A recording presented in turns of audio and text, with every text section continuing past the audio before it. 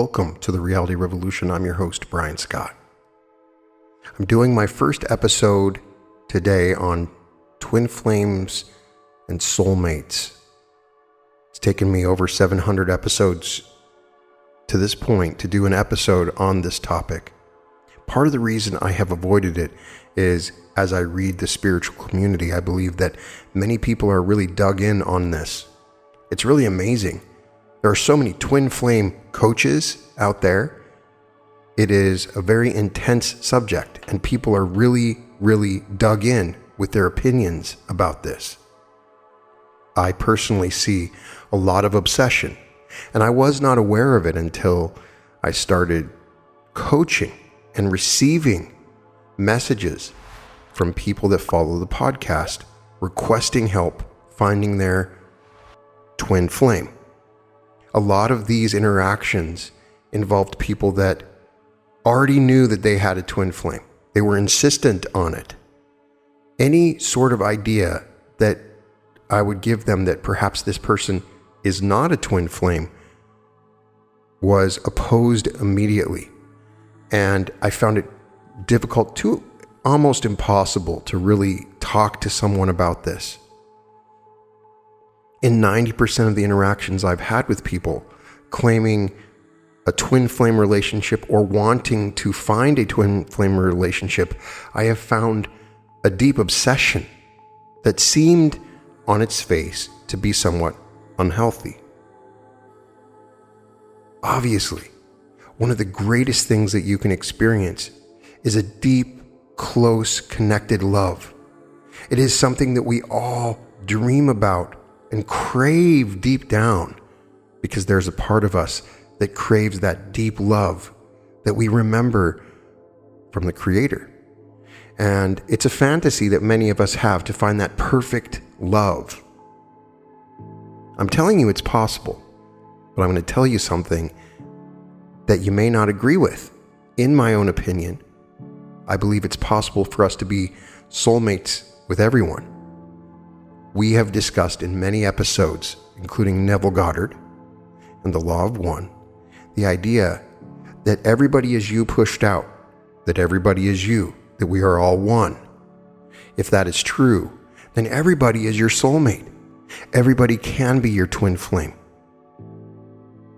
There is a belief that there's only one soulmate or one twin flame out there that in many cases has really restricted and limited people from finding their true love.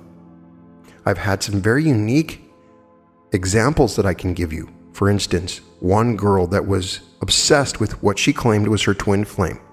Anytime I would discuss anything with twin flames, proposing any alternative, she would immediately tell me that I was wrong. It reminds me very much of discussions I've had with people about politics, where you look for information to confirm what you believe. Obviously, this is such an intense topic. The sheer number of people that talk about twin flames, that make twin flames their primary focus, is amazing. So what I've done with this episode is to bring some new information that I have found about twin flames by looking at resources such as Quo and Sal Rochelle, among others, and give you some additional information that you can possibly use to help you decide if you're with your twin flame, if there is such a thing as twin flames, and then you can use this information to decide for yourself. I have learned the hard way. It's impossible to change someone's opinion. You will change it for yourself, and you will make your own decision on this topic. But you must acknowledge that you have a deep desire to be truly loved. It's a craving that we all have, and that you're being guided by that desire. And what a wonderful thing to meet somebody that would be your twin flame. What a wonderful thing. I believe that you can meet the love of your dreams. And I believe that there are many different versions of this love available to you. That love is abundant all around us. As Neville Goddard says, we are all one. You will find your love if you look for it. And it's not just in one person. And if you've used the words, my twin, recently, How do you know for sure? What tells you that this person that you've identified as your twin? Now, the interesting side note for the person that I was working with that claimed a twin flame relationship, that was married to someone else, openly told their husband, hey, I got a twin flame. Sorry about that. And then it turns out, after they looked into it further, that the person they thought was a twin flame was actually a reincarnation of someone that had killed them. Obviously, that's a very intense relationship, and that person came back to make things right. So there's a deep soul-like connection. And what you may think is your twin flame is somebody that you've connected with in another life. It could be a negative, whatever it is. You feel connections with people all the time. If you reach a point in your understanding of love where you see that everybody is your soulmate and everybody is your twin flame, it will change the way you look at the world. But let's look at what some of these sources that I discussed have to say about it. In the Quo material, they ask Quo, can you tell me the concept of soulmates? Quo says, I am Latwii and I am aware of your query, my brother. We find that this is a term that is most popular among many of those who seek the nature of truth among your peoples at this time. Yet it is a term which has been somewhat misused, shall we say. In its most common usage, we find that the term of soulmates is reserved for those entities within your third density illusion who have, from incarnation to incarnation, journeyed together and found the seeking of truth to be enhanced by joining in repeated incarnations in order that lessons begun and carried on at one time may be completed, as you might say, at yet another time.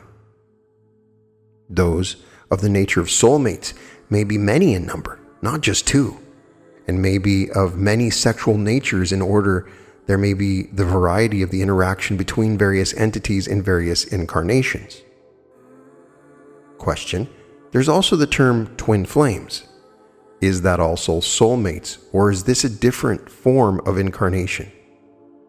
I am Latwii, who is a part of Quo, and we believe that we might best answer this question by suggesting that the term twin flames is a term which is somewhat more specific in its use. Entities who are of this nature are, shall we say, somewhat more closely connected in the nature of their being and in the nature of their seeking. The entities will have found their individualization of consciousness as having sprung from the same root, shall we say. This is a concept which is somewhat difficult to explain in terms of your language. However, we shall attempt such. The origin of the individualized nature of these entities is an origin which in many cases brings forth only one individualized portion of consciousness and sends it forth that it might gain further experience and continue through the process of evolution thusly. The twin flame concept springs from the dual aspect of the consciousness foci, which then have the same origin within what you might call the upper levels of the second density pool of consciousness. Thus, the entities who might fall within the designation of twin flame are somewhat like the Siamese twins that are the rare occurrence within your own illusion. Question: is there any way that one can tell if he has met his twin flame? I am Latwii, and am aware of your query, my brother. We find there are many ways one may know about the nature of another. In the case of which you speak, the recognition of such an entity would perhaps be first noticed in a certain unspoken feeling that is shared between the entities. The somewhat unconscious knowing of another might then expand in its expression to include what you may call the precognitive experience of another. That is to say, one may begin to anticipate the thoughts, words, and actions of the other before they occur. Within the meditative or perhaps dreaming state, one may discover certain experiences shared in other illusions, making themselves known in symbolic fashion. The entities may then, through continued interaction, become aware that there is more to their current experience than meets the eye, and this may then be pursued in what you may call the hypnotic regression, where the intent is to move into previous experiences in order to discover more of the shared experience, which is, shall we say, magnetically drawn to this current experience. I can say that in my own experience, my wife and I come from completely different backgrounds, But we've been together for a long time and share a deep love for each other. And at this point, we can definitely finish our thoughts. And I know what she's thinking all the time. She knows what I'm thinking. I think that's a common element of any relationship. I'm sure that there are levels to it. In another channeling, they ask if one person in particular is a twin flame or twin soul. And Quo has an interesting response saying, the query referring to the concept of twin souls is one which goes beyond this illusion and reaches into those timeless states where being is all and service is easy. We would suggest that these two souls indeed have found themselves within each other's hearts, and in this respect are twin flames of the heart energy, which expressing in a unique fashion that which is one and which has through their mutual expression become two. So in this particular description, it's a sharing of the heart energy, which does not necessarily mean that it's an exclusive experience to only one individual. I'm aware of all the stuff that all the videos say about twin flames and all the definitions, and I'm sure that you are too. So I don't necessarily want to repeat myself. I'm sure that a lot of you have already accessed that information as well. One of the best resources for a discussion of twin flames and soulmates is Sal Rochelle. Sal Rochelle is an amazing channeler who channels the founders and a number of other entities. Check out his book Soul Integration, where there is discussion of twin flames. In that particular book, Sal Rochelle explains that soulmates and twin flames are subjects that most of you have asked about at one time or another. You might think there is a simple answer to questions regarding soulmates and twin flames. But that is not the case. Relationships are the spice of life for the evolving soul, and if they were easy and simple, you would not continue to grow and evolve. You would not be challenged to go deeper within yourself and discover where you've been blocked, where you've been given away your power, and where you have fragmented yourself. The possible configurations of relationships are incredibly complex.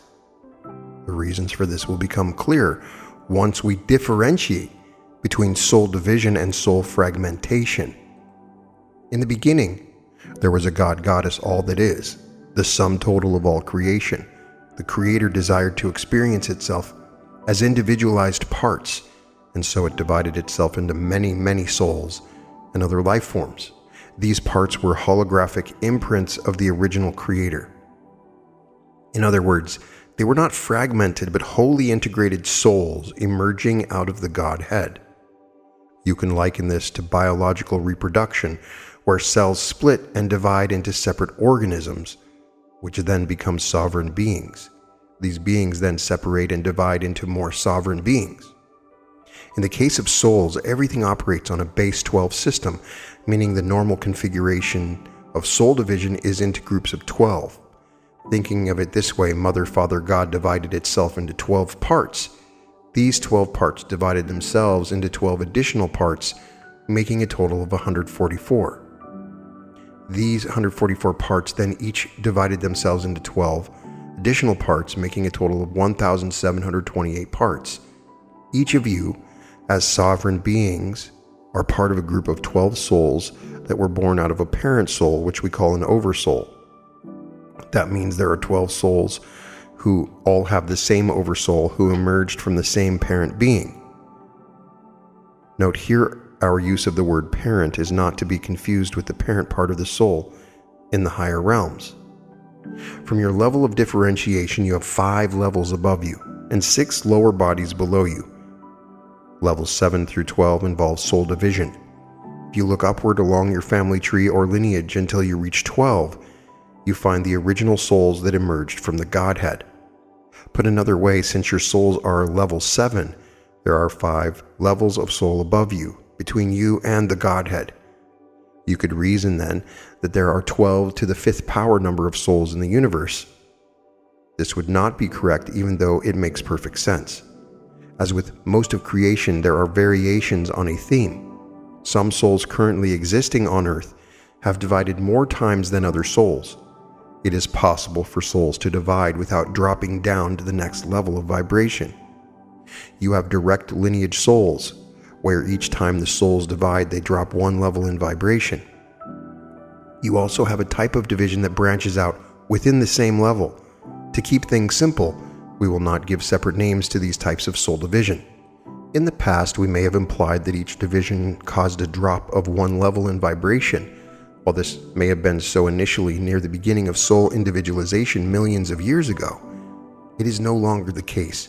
For example, you might have 1,728 seventh density souls who originated out of 144 seventh density souls, who originated out of 12 seventh density souls, who originated out of 1 8th density oversoul. The 8th density oversoul, known as Lord Sananda, the oversoul of Jesus, has divided 3 times. Now there are 1,728 souls who have Lord Sananda as their direct oversoul. This partially explains why so many souls identify with Jesus and even believe they were Jesus in one of their past lifetimes. If a soul has not divided between incarnations, you would say that you are a direct incarnation of the previous lifetime. If there has been a division, you would say that the being from a previous lifetime is in your direct lineage. In the case of Jesus, there are 1,728 souls who have Jesus in their direct lineage. Souls who divide and emerge from an oversoul are whole, complete, sovereign beings created as holographic images of the Creator. Just because they are born out of a higher order being does not make them any less a creation of God than the first beings who emerged out of the Godhead billions of years ago. Due to the fact this is a difficult subject to explain in earthly languages, we're going to repeat what we said earlier. The souls that emerge out of the oversoul and the oversouls that emerge from the monad, and the monads that emerge from the Christic or Buddhic self, and the Christic or Buddhic selves that emerge from the individual God self, and the individual God selves that emerge from the universal God self are members of a direct soul lineage. Souls that emerge out of the oversoul are said to be members of the same soul family. Those 12 souls that emerge at the same time from the oversoul are said to be primary soul family members. Souls emerging from the same monad but from different oversouls are said to be secondary soul family members. Normally, there are 144 secondary soul family members, souls emerging from the same Christic or Buddhic self, but who emerge from different monads are said to be extended soul family members. Normally, there are 1,728 extended soul family members. In addition to your direct lineage, you can actually have other lineages depending on how the souls originally emerged. This can be a bit confusing to human minds that are used to the concept of a single family tree. In this case, souls can divide horizontally as well as vertically, meaning that the oversoul can divide into 12 souls more than once, and the 12 original souls who emerged from the oversoul can themselves divide 12 more times. This means you can have 144 souls originating from one oversoul. This process can be repeated a third time, meaning you can have 1,728 souls from a single oversoul. How and when do souls divide? If this division is vertical, meaning within a direct soul lineage, then the division happens when the oversoul, in conjunction with the Godhead, desires to expand itself outward in the universe. Because this is a free will universe, there is no preset time in which this takes place. It could happen once every million Earth years, or 10 million, or 100 million. If the division is horizontal, meaning that multiples of 12 souls originate from the same oversoul repeatedly, then this process will occur when the original 12 seventh density souls have reached a level 8 consciousness. You could say they are given the choice as to whether or not to remain single sovereign entities or divide themselves into 12 new souls. While this is not entirely accurate, it is close enough for now. Do not despair if this seems confusing. It will make more sense once you reach a level 7 consciousness. Essentially, we are planting seeds in your mind that will have meaning at a later time. Nevertheless, this discussion has some value at the present time as it acts like a catalyst to move you forward on your path. Differences between division and fragmentation. Soul fragmentation involves only the individual souls who have emerged out of the oversoul. Fragments are by definition not whole, complete, and sovereign souls. They are pieces of an individual soul that are broken off from the parent part of the soul for various reasons. If the reason for the fragmentation is so that the parent part of the soul can remain in the higher realms while the fragments go out and explore the lower realms, then this is said to be voluntary fragmentation. A fragment that embodies into human form to experience Earth or another lower density planet is called a primary fragment. If the fragments were split off from the parent part of the soul through trauma, intense, intimate relationships, violence, emotional attachment in families during the death of the physical body, or some other ego-based dynamic, then the fragments are said to be involuntary or secondary fragments. Soul fragments can travel through time, space, and other dimensions depending on the size and energetic matrix of each fragment and the purpose of the fragmentation.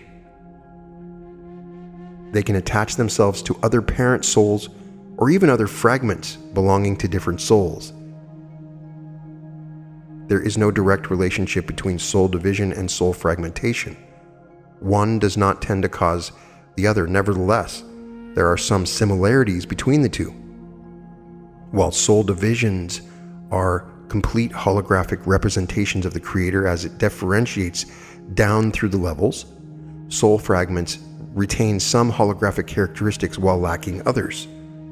For example, fragments have a degree of consciousness. In other words, they are aware of themselves. In fact, because they belong to a parent part of the soul, they are linked to that part and have access to the knowledge, memories, and experiences of that part. They might even believe they are that part, especially if they have been brought up in a society that does not believe in the existence of extrasensory abilities or extraterrestrial lifetimes. If you believe your human self and ego personality is all there is, you might also believe that your primary soul fragment is all there is. You would then have a hard time believing that you are a vast, creative, spiritual being with a parental part in the heavens. Theoretically, soul fragments have access to the consciousness of other fragments belonging to the same parent part, but in practice, this awareness is rarely demonstrated. However, this means you can vacillate between various aspects of self, or in a sense, change personalities. What is actually occurring is that the ego/personality is changing its identification from one fragment of the soul to another. The ego/personality is an illusory construct and has no actual existence in the ultimate sense. However, the ego can identify with the primary soul fragment associated with the physical body, or it can identify with other secondary fragments. In a so-called normal human being, the ego identifies with the primary soul fragment embodied on Earth. Souls are capable of integrating their fragments at any time for any length of time. Temporary enlightenment experiences, satori, occur when various fragments of the soul align themselves with the parent part, or when the primary and secondary fragments become quiet enough to allow the ego personality to identify with the parent part of the soul, or when the ego personality diminishes itself sufficiently to allow the parent part of the soul to enter into the physical body more completely. A fully integrated soul will have a parent part directly in alignment with the primary fragment on Earth. The ego personality will be subordinate to the parent part and primary fragment. Think of those Russian dolls that are embedded within each other. The smallest doll is like the ego. The doll surrounding it represents the primary fragment, and the doll encompassing both of them symbolizes the parent part of the soul. There will also be a larger doll encompassing all three, which represents the oversoul, and a larger one, which represents the monad.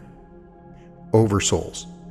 Oversouls reside in the 8th density of creation, one level above the individual souls. Although individual souls seem to originally emerge from the Godhead at a level 7 of vibration, often called the home level, they actually emerged from a built-in lineage.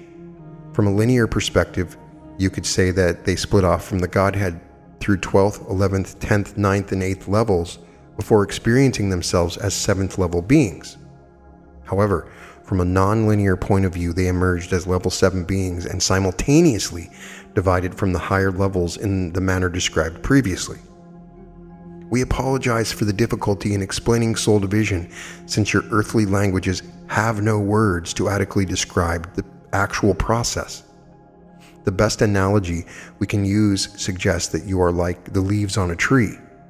Your oversouls are like the smaller branches. Your monads are like the larger branches, all the way to the trunk of the tree, which is like your universal God self. Individual seventh density souls who have completed their journey into the lower worlds are free to evolve beyond level 7 into level 8. The realm of the oversoul, they will experience a sense of merging back into the oversoul. But in reality, they become their own oversouls and are now capable of birthing additional sets of individual souls.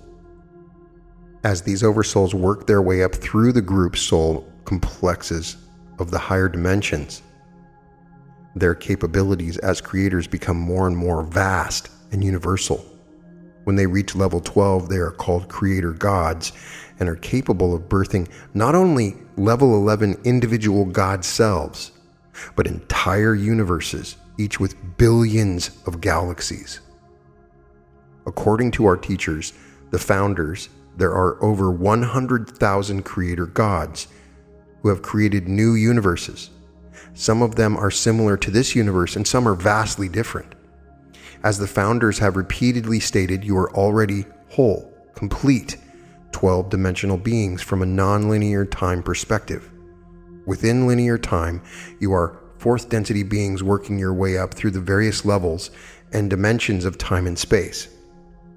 The potentiality of your 12th dimensional self lies far in the future from a linear perspective, but you are already a vast, whole, and complete being functioning in all 12 dimensions from the perspective of the eternal now.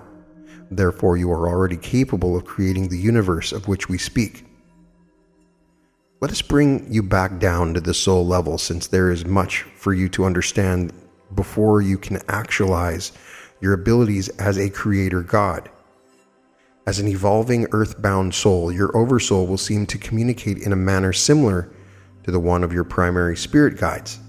It might feel like you're in touch with an elder family member or wise being similar to your higher self. The oversoul gives birth to 6 twin flame pairs of individual souls.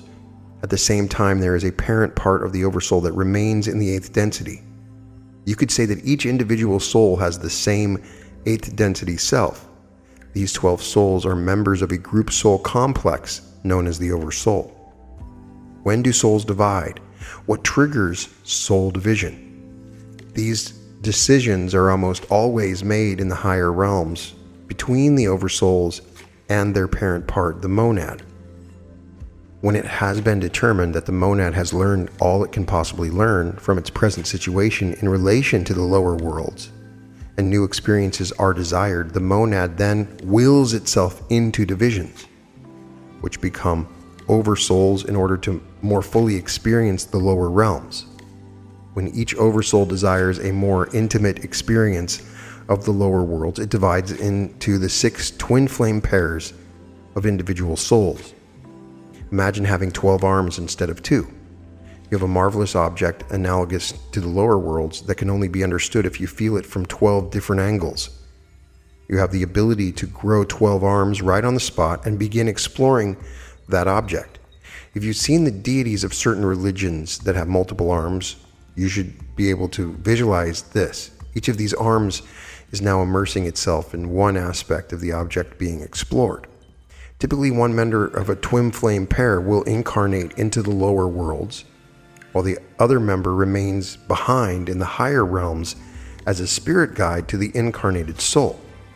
The decision for oversouls to divide may be triggered by the time in which a planet is immersed, such as Earth, at the end of one age and beginning of a new age. This partially explains why there are so many souls on Earth at the present time. Another reason for the recent explosion in population is that a lot of beings from all over the universe wish to experience life on this planet during the shift, because they are curious as to what is going to happen, or they feel called to assist those who are struggling. Group soul complexes. Individuality, as you know it, occurs throughout the first 7 levels of creation. In fact, your true essence is your individual 7th density soul. This is your spark of divinity that is there when you strip away all the levels and dimensions of outer reality. Beyond level 7, a very different progression of evolution takes place, one that is difficult to describe in earthly language. This is the primary reason there are so few teachers exploring this topic and writing about it. You've had a few references to the Oversoul, such as in Jane Roberts' Seth material, and a few stories and narratives that mention the Oversoul in passing. You have some channels who describe their entities as collectives or group soul complexes. We're going to take an in-depth look at group soul complexes at this time and hopefully shed some light on this mysterious topic. The main reason for the confusion is thus: your linear minds are used to thinking of reality in 3 levels, which we are going to call conformity, individuality, and unity. In third density humans, the dominant reality is one of conformity. You conform to certain beliefs, systems, prejudices, and lifestyles. When someone differs from the norm, they're considered weird, eccentric, or even crazy. The advantage of conformity is that large numbers of people are easy to control and direct, which is sometimes beneficial, but usually not. The next level is individuality, which has come to mean doing whatever you please, whenever you please. In fact, this has also been the unenlightened definition of free will. People tend to stay stuck in the level of individuality because they are afraid that if they move into unity, the next level up, they will lose their sense of freedom and variety. They view unity as sameness rather than a greater freedom. In essence, they're confusing unity with conformity. This is related to the idea of surrendering your individual free will to God's will. First of all, the word surrender conjures up images of waving white flags, having an enemy take you over and force you to do what it wants. Even if you get over that inaccurate idea of what is meant here, you will still likely have programming from your lifetimes as a conformist. Giving up your individuality will bring up the fear that you are regressing back to your time of conformity. The idea of becoming one with God has a similar image associated with it. Here it appears you are being asked to merge your highly creative individual self into an amorphous mass of sameness called God.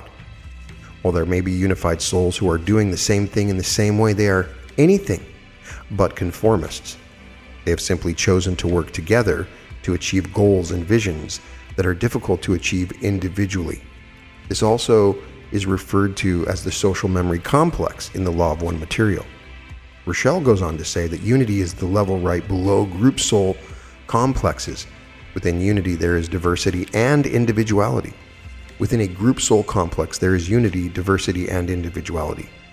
Each member of the group is a free will, sovereign entity.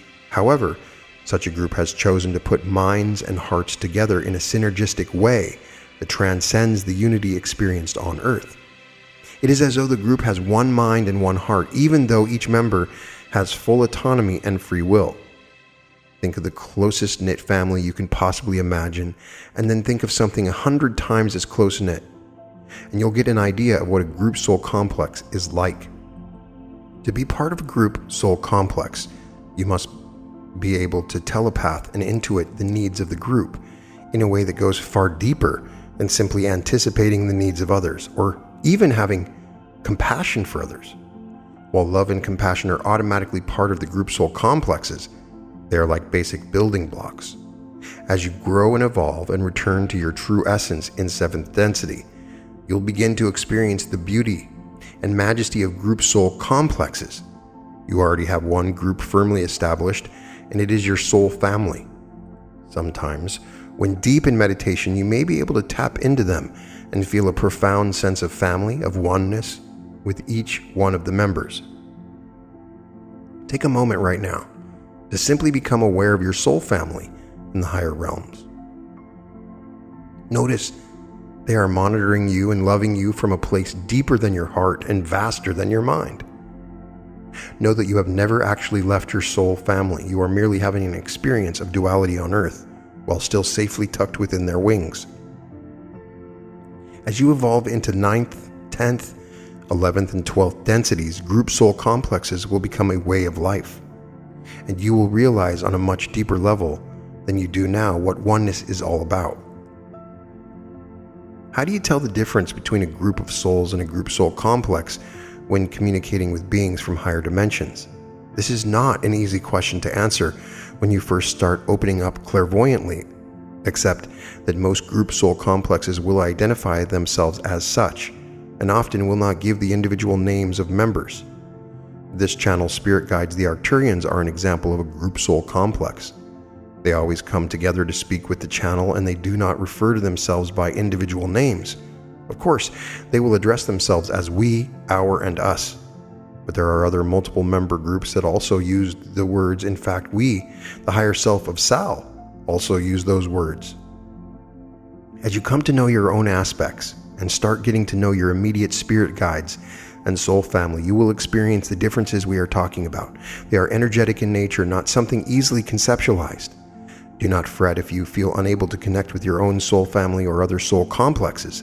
The very fact that you are reading this indicates that you are beginning to pull in the energies and intentions that are necessary in order to have these experiences.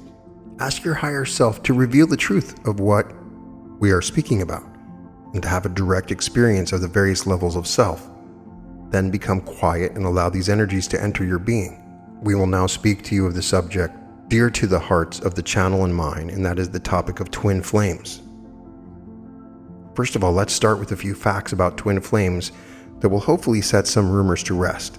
Yes, you only have one twin flame, and no, your twin flame is in all likelihood not on the earth. Of course, there are exceptions, and approximately 58 twin flame pairs are both on the earth at the same time right now, according to the Akashic records. We would say there are probably 58,000 pairs of souls on earth right now who believe they are twin flames, but are mistaken. This is in no way invalidating or subtracting from the beauty of loving relationships. On the contrary, many of these relationships involve deep soul connections, and lots of them are orchestrated by twin flames of the partners involved. There are many types of relationships on earth, as we will be looking at shortly. Many of these involve a very deep, intimate connection with souls from the same or similar soul families. In some cases, partners were brought together with a lot of intensity because that is the only way the souls involved would make a commitment to each other. Commitment in relationship is not always a good thing, but often it is necessary in order for couples to learn soul lessons they could not easily learn by themselves. The reason there are so few twin flames on the earth at the same time is very simple. Because life on earth is inherently difficult, and it is so easy for souls to lose their way. Most human beings on earth need a strong incentive to grow and evolve, and someone very close to them to help them along. Having one member of the twin flame pair in the higher realms ensures that both souls will not get stuck in a seemingly endless cycle of reincarnation. Before we go too far down this road, let us accurately define twin flame. The beginning of souls' emergence from the Godhead, as they work their way down the lineage of differentiation described earlier, they reach the level of the Oversoul. In most cases, the Oversoul divided into 6 twin flame pairs, which became 12 individual souls. Your twin flame is the other soul that emerged when you did. Does every soul have a twin flame? Actually, no. There are a small number of souls who did not divide in the normal manner but retained both polarities of themselves within one being. Usually twin flame pairs will be male and female. Sometimes, however, the male and female aspects will be in a single soul. Other times, there might be a male-male or female-female twin flames. In rare cases, you might have triple souls, these souls that emerged at the same time from the Oversoul, but 99.9% of the time you emerge as a twin flame pair, and one of you remains in the higher realms, which one goes to explore the lower worlds. Sometimes, the partner remaining behind in the higher realms descends as far as level 6, the casual planes, but more often he or she remains in levels 7 or 8. In a few rare cases, the higher dimensional partner will be at level 9. What determines the level of your higher dimensional counterpart? That is a complex question. There are probably as many answers as there are souls. A few obvious explanations include the following. Twin flames in levels 8 or 9 have chosen to evolve up the spiral of evolution beyond home level 7. Many twin flames in levels 6 and 7 have chosen to delay their evolution into levels 8 and 9 because they are dedicated to helping their counterpart in the earth plane. It is much easier for twin souls to communicate if they are within 2 levels of each other's vibration. If the earthbound soul is in level 4 and the counterpart is in the higher realms, level 6 communication is possible. Some twin flames in the higher realms are simply not ready to move beyond level 6 or 7, particularly if they have unresolved issues from past lifetimes when they have incarnated in the lower worlds. A significant number of higher dimensional counterparts have never incarnated below 6th density. I, Leah, have been to level 5, but never to levels 3 and 4.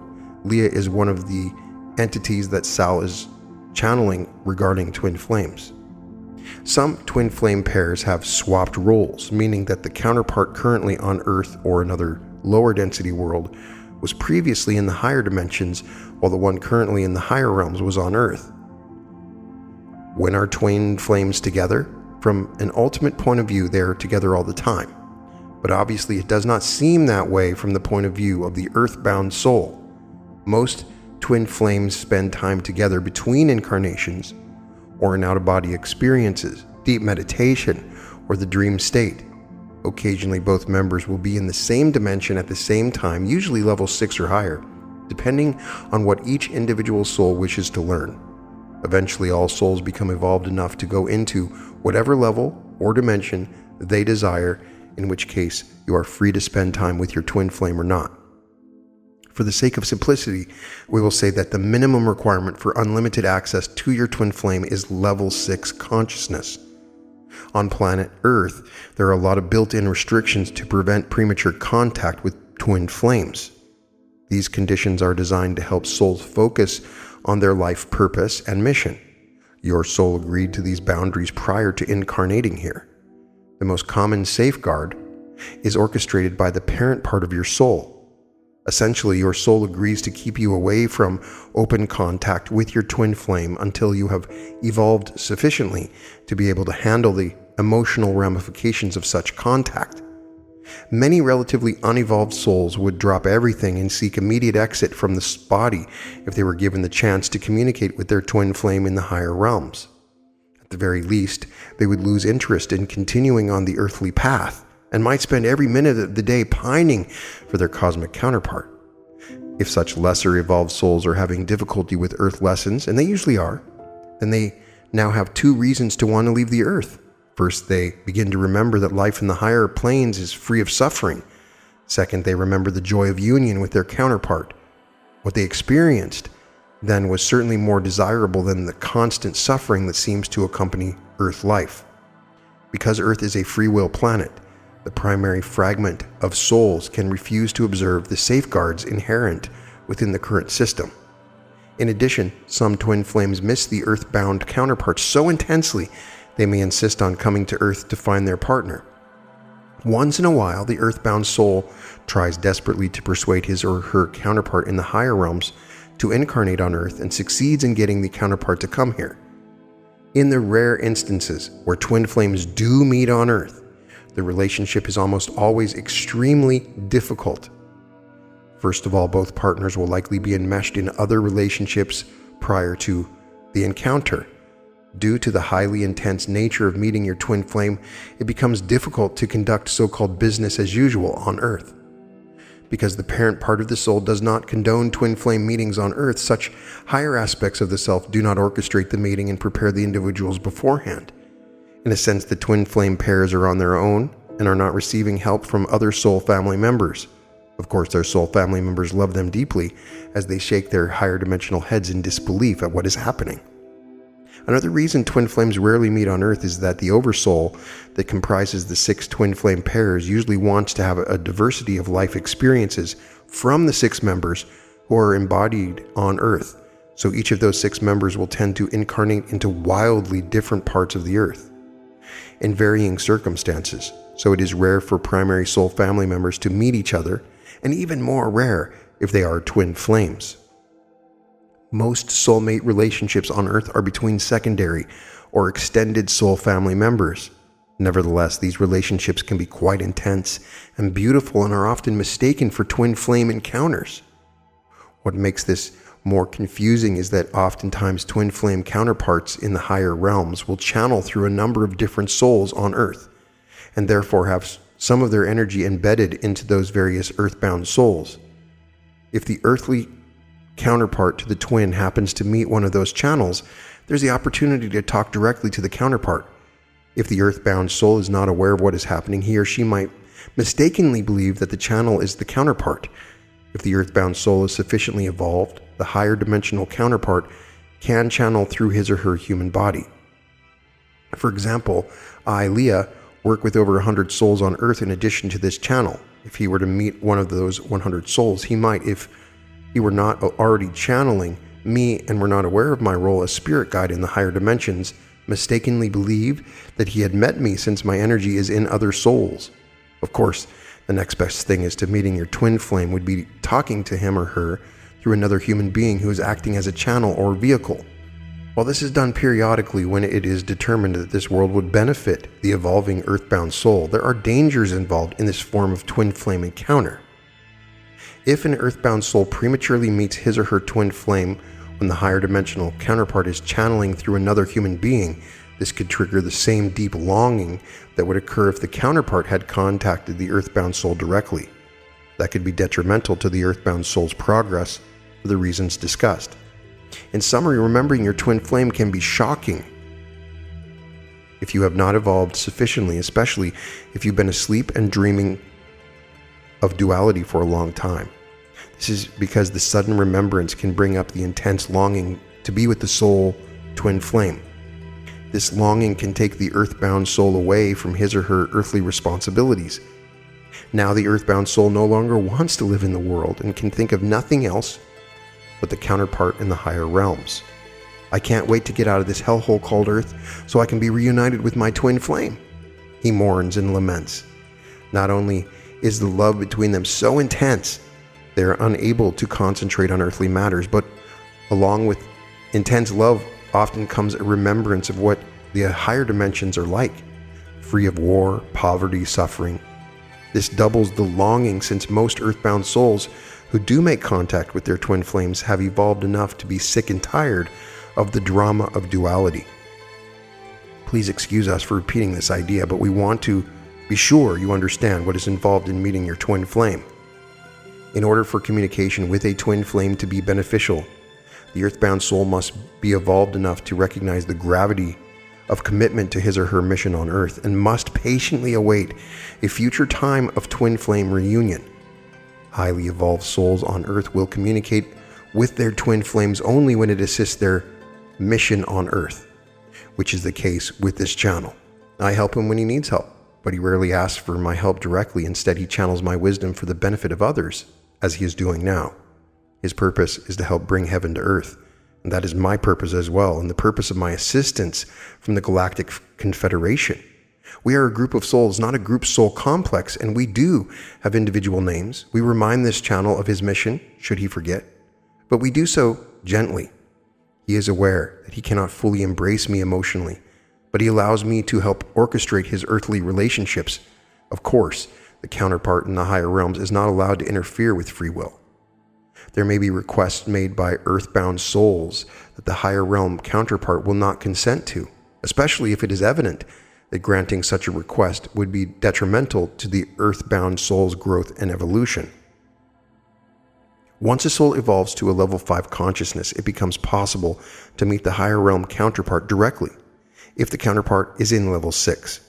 When the souls are 2 or more levels apart, it is more difficult, and that is usually when telepathic contact is established. Therefore, if you've evolved to a level 5 and your twin flame is in level 7, you will likely begin communication on a telepathic level, or perhaps in the dream state or in meditation. When you reach level 6, you will have the opportunity to meet face to face, if it is for your highest and best soul growth. Due to free will, souls do not all evolve at the same time, rate, and in the same way. That would be quite boring indeed. A few souls will be able to reunite with their twin flames in this lifetime. Regardless of whether or not you are able to reunite, the focus of your life should be the same: growing and evolving into higher planes of consciousness, the twin flame adds a little extra incentive if you establish contact in a healthy manner. Should you stop having human relationships and wait for your twin flame? Absolutely not. I'd be very concerned if this channel were to lose interest in human companionship because he is waiting to reunite with me. In fact, I take great joy when he is able to connect with other souls on earth. We do not have jealousy, envy, attachment, or possessiveness in our realm. When one soul loves another, it increases the love for all of us. We feel the joy when you come together with loved ones on earth.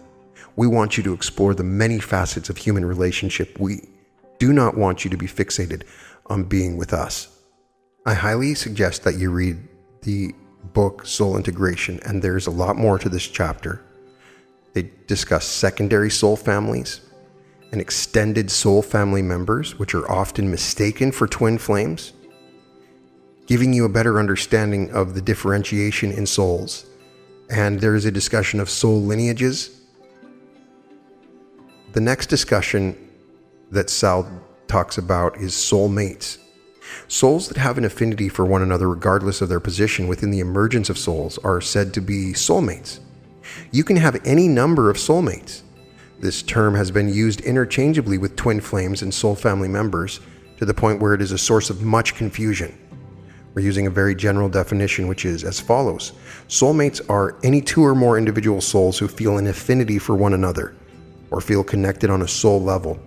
Although they are usually portrayed as romantic partners, family members, friends, and even business associates can be soulmates.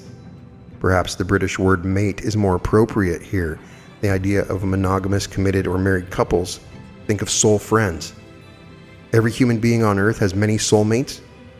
These are those people, in addition to twin flames and soul family members, that are naturally drawn to and want to spend time with. I think of my dad, who was married but had a close friend who they shared a lot of experiences with, and it was a soul mate sort of friendship. It wasn't based on love, but it was just based on a deep connection. And I know that you probably have seen that a lot. There are a little more than 7 billion souls on earth at this present time. It stands to reason that you could have thousands of people that you feel an affinity with. Some of you have similar astrological configurations. Some met in past lifetimes, and some just have similar interests.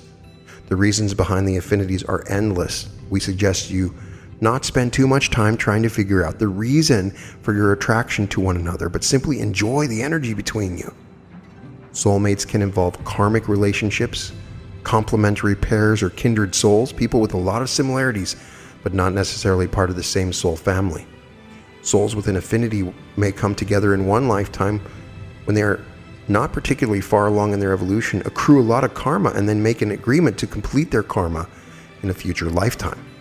Complementary souls may recognize the benefit of being together because they help complete each other in a healthy way. This is not to be confused with the codependent idea of the other half.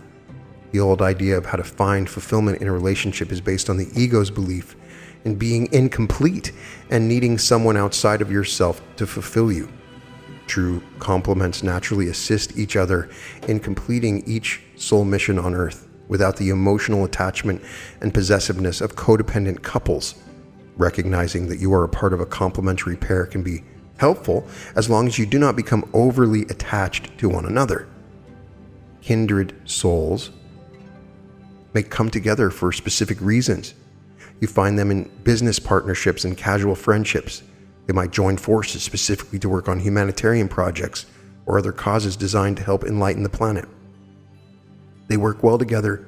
They work well together because of their affinity on a soul level, because they do not usually have a lot of unresolved karmic issues that often affect those with deeper soul connections. In other words, because they are not as deeply connected as most family members of soul families, it is easier for them to focus on their co-creative endeavors. There is additional discussion about soul relationships, talking about karmic relationships, relationships based on reincarnation, or student-teacher or teacher-student relationships where you attract certain relationships for people that can teach you or for people that you can teach, and also co-creative relationships. There's even a discussion of polyamorous partner interactions and tantric relationships, tantric and energy merging. All of these things are a part of this discussion, and we can certainly go deeper on this, but I wanted to address the twin flame discussion, at least generically from this perspective. There's a lot more information that we can discuss. In my own opinion, I believe that the words of Manj Bara are very interesting. There's an article you can find by Manj Bara, Are Twin Flames Real or Justified Obsession? As he says, you can take the cynical point of view, and in many cases, it's nothing more than limerence, which is just an obsession, where you're becoming obsessed with a single person, and you start to say that they're your twin flame, and this may serve as a spiritual disservice to you. So if you're focused right now, I got to go find my twin flame, I got to find my soulmate, then you may create some problems and distortions that will affect you later on. Of course, we all would love to find a twin flame soulmate that's the perfect person for us. And guess what? If you look at the world abundantly, they're all around you, that you can find this sort of relationship with everyone. You can find a healthy relationship.